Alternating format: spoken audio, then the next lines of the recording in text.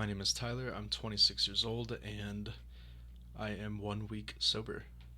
Um, so, first off, if anybody's listening from the first episode, I want to say thank you. I actually got some pretty good feedback from a few of you guys, and it was good to read the comments and know that I have support there. It was awesome. It reached an audience.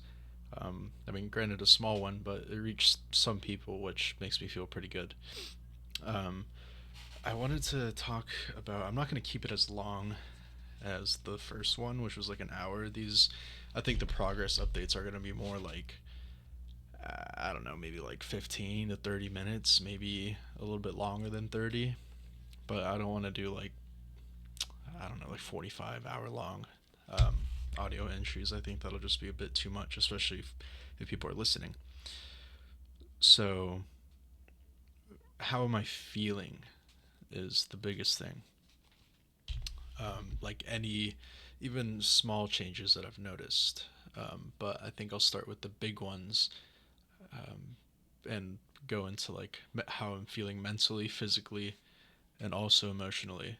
I know that kind of ties in with mental health, but in a different way, like how I'm reacting to certain things. So mentally, I mean, the first couple days were hard. I won't lie. It was difficult to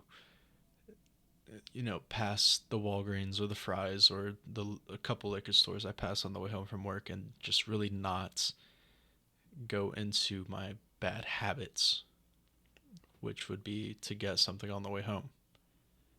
And your mind and your body are telling you, and it's not even just with something like this. If you have a routine where like after work you go these steps, this and this, for months, it's what you're used to, and it's just kind of ingrained in your brain. And to completely switch that up, mess with me for a few days. I was getting really bad cravings, but I didn't cave to any of them. Luckily, I will say I did come close, but I didn't. Um, and I was actually going to post something yesterday as a week progress, but since today's officially 1 week from it, I figured I'd just do it on Friday. But I think I want to start doing them on Thursdays for the audio entries because it's my day off, so I have time to like really sit down and think about what I want to talk about and kind of process more instead of just, oh, I'm home from work and I haven't even showered yet. I just kind of sat down and, and wanted to do this. So yeah, mentally, I mean, I feel clear after a week. I do feel like I can. I've been talking to my coworkers a bit more than I normally would instead of just kind of. I mean, I have a resting bitch face already, but instead of just like um, not really talking to anybody, I'm talking to a couple people and making friends there, and even with the customers I run into, like I'm having much better like interactions with people instead of like having some sort of weird anxiety, which I'm not the most social person. I'm pretty introverted. Excuse me. I'm pretty introverted, but um, I never really felt like that anxious talking to anybody. Um, Speaking like while I was like constantly hungover, it was difficult to socialize, and I feel like that's slowly kind of weaning away, and it's been a good feeling to not wake up with headaches every day. Um, Physically, I haven't even really gone to the gym, but I've been losing weight because of my job and just like not. I don't eat the best, but I'm not eating like terribly. So um, it's been nice for me to like lose weight while I'm working and just feeling better, not like getting really bad acid reflux. And like obviously I'm not hungover, so I'm not physically feeling the headaches and the nausea and the just like I want to die. Like when is this gonna end? So physically, I've been feeling better. My back has felt a little bit better. But I don't think that's necessarily related to that. I think I'm just slowly starting to heal. I don't know. It could be though.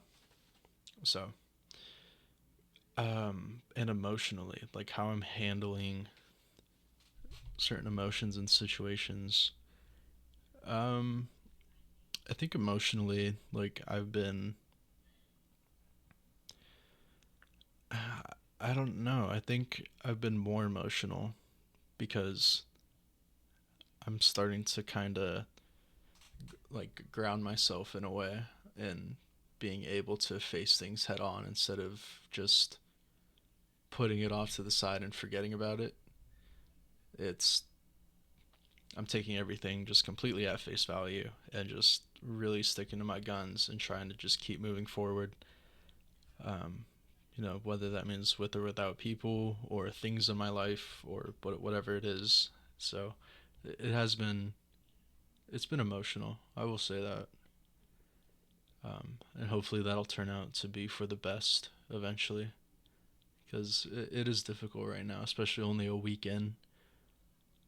I mean, I don't want to jinx myself, obviously. I want to stay strong, but I mean, anything could happen. I've tried this multiple times and I've failed, so I'm really trying to not get in my head about that and be sad about that, thinking that I'm gonna fail. I just have to really try again, like it's the first time. That's all I can do. And I will say that I don't know if this is a good thing or a bad thing. I'm kind of like in the middle of this and how I'm going about cutting out alcohol from my life. And that is I've substituted it for edibles. Granted, they're a very low dose, so I'll take like a 5 milligram at night, and that helps me not crave it, the alcohol, and it helps me with my back pain, especially working long hours and then coming home and sitting down and not like moving around. I get up and I'm just like, oh my god, my back hurts so bad. So it's actually been helping me pretty well with the pain. And if you listen to the first, I don't know what I want to call this episode, audio entry podcast. I don't, I don't know. If you listen to my first video, um, I went into the whole lore basically of everything that I've, well, not everything, but most, like weed and alcohol pretty much, and like how that's been um, a a big thing in my life. And I did have a problem with weed at one point where I was smoking every single day nonstop, and I stopped that for a long time because I had a bad experience. And I've tried here or there over the years to try to like get back into it. Couldn't do it because it would just make me so anxious.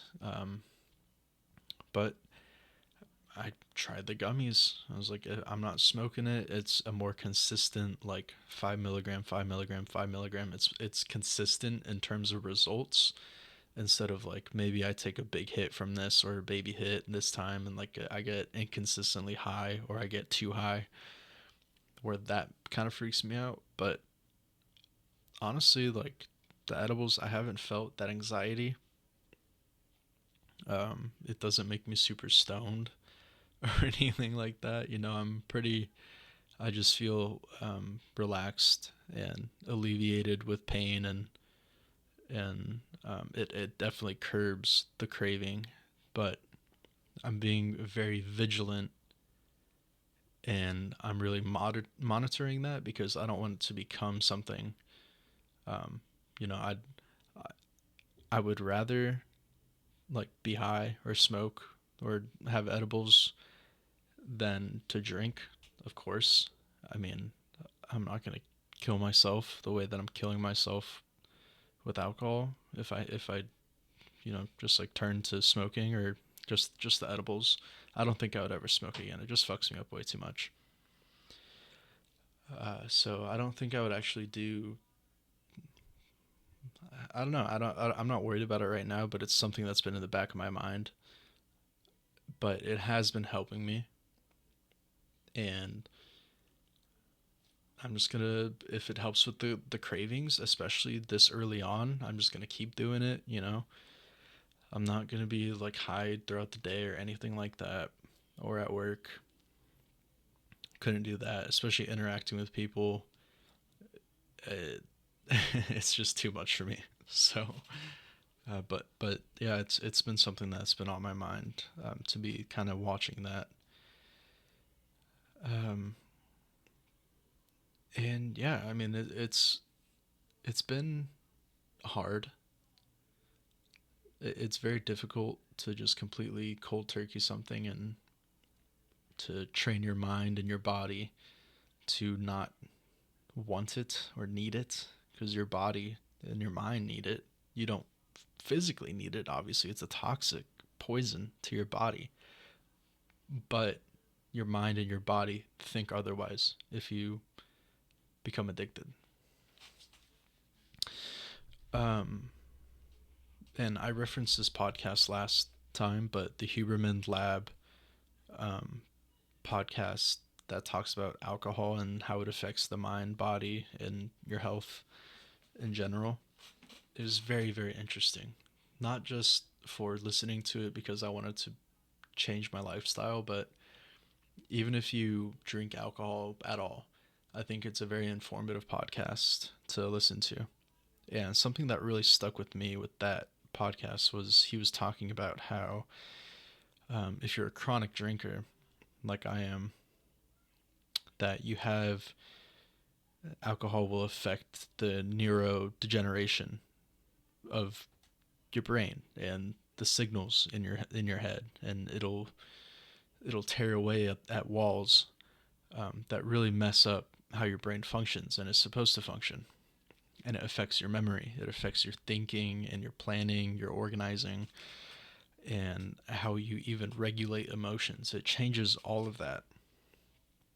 And luckily, it's something that can be changed by cutting out alcohol, and slowly it'll rebuild, those neurons. And, I'm talking like I know what I'm talking about, but it will eventually like regenerate those kinds of things. And it could take years, it could take months, like 6 months at least.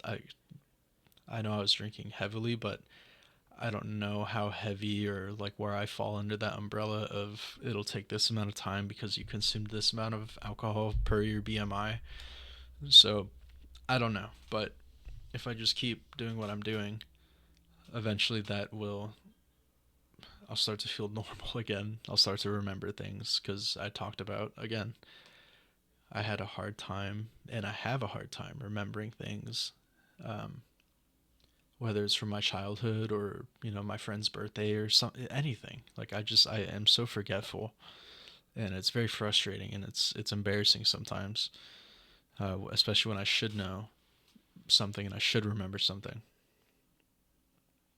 um, and also in that same podcast he talks about, if you're also a chronic drinker, that if you're somebody that drinks and you, as the night progresses and you have like 5 6 cocktails, whatever, or shots or beers, whatever it is, and you start to feel more energetic and more talkative, and you just feel so like you're on top of the world and you're the man and or woman and you're feeling just like at an all-time high. Those people that feel that way are, um, like more, I don't know what the word is for it. um, they're more likely to become an alcoholic than somebody who just gets like super tired. And it also has to do with like genetics and everything like that. But I thought that was something that was interesting, because when I consume it, I definitely get more talkative, and I'm like, yeah, guys, let's go, let's plan this, let's go do this, let's go here, let's go here, whatever. I'm just like, let's go, go, go. Compared to when I'm sober, it's like I don't want to do anything but just lay here and think about how I just feeling so shitty. So yeah, I thought that was interesting too. But as I continue, I just want to make it so clear to myself that I'm doing all of this for me, and I need to do it all for me, not for any friends or family or for anybody. Like, yeah, that's gonna help and be beneficial, and they're gonna love it, but I have to make sure that I'm doing this for me, because if I'm not doing it for me, then there's no point, really. Because if I don't want to do anything about it and I don't want to change, then there's no point. So, yeah, I guess I've kind of come to that realization of if I don't shape up, then it'll never happen. Because I can just keep denying it, instead of just facing it, which luckily I've decided to now, and to move on, and hopefully one day live where I want to live. I want to be in Seattle or even Oregon, somewhere in the Pacific Northwest would be amazing.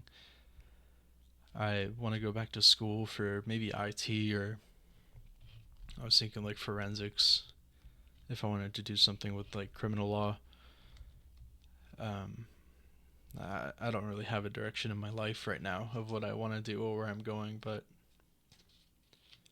I'm one step closer to figuring that out. So I'm going to leave it short and sweet this time. If you are tuning in for the first time, welcome. It means a lot that you listen to this, and hopefully it inspires you if you're struggling as well, or know somebody that's struggling.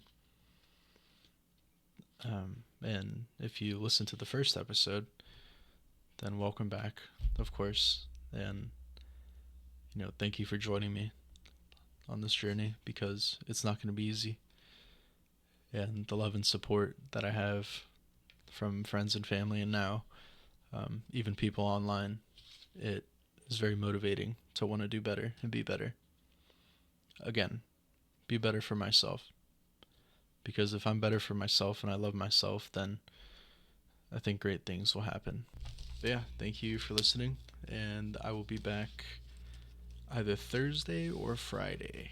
I don't have a set time or schedule yet, but yeah, I'm just going to put this out there, and hopefully you guys listen and enjoy. And I will see you next time. Thank you guys. Bye bye.